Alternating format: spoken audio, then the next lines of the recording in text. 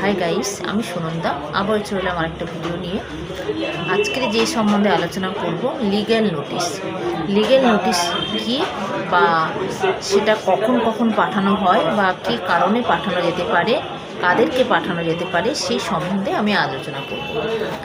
Legal notice, যদি কোনো স্ত্রী হয়তো বাড়ির থেকে চলে গেল, অনেক দিন হয়তো আসেনি, বা কোনো খোঁজ খবর স্বামীর হয়তো ফোন ধরছে না, বা কোনো খোঁজ খবর নেই, সেক্ষেত্রে আপনি যদি কোনো কেস ফাইল করতে চান বা তার বিরুদ্ধে কোনো থানাতে ডায়েরি করতে চান, তার আগে কিন্তু আপনাকে একটা লিগ্যাল নোটিশ পাঠাতে হয়, যেটা অ্যাডভোকেট লেটার্সে লেখা হয় যে মানে সে কী কারণে আসছে না, কখন আসবে, বা তার জন্য আপনি ওয়েট করছেন, সেই জন্য লিগ্যাল নোটিশটা পাঠানো হয়।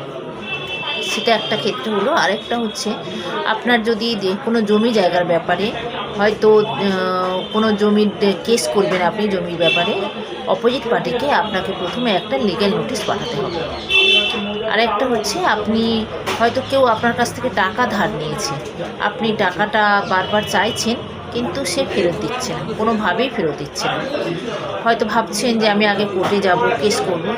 কেস করার আগে কিন্তু আপনাকে লিগ্যাল নোটিশটা পাঠাতে হবে। তার মানে সে রিপ্লাইটা কী দিচ্ছে সেই বেসিসে আপনাকে ডায়েরি করতে পারেন, বা কোর্টের মাধ্যমে কেস করতে পারেন, বা কোনো উকিলবাবুর পরামর্শ নিয়ে আপনি কোর্টে কেস করতে পারেন।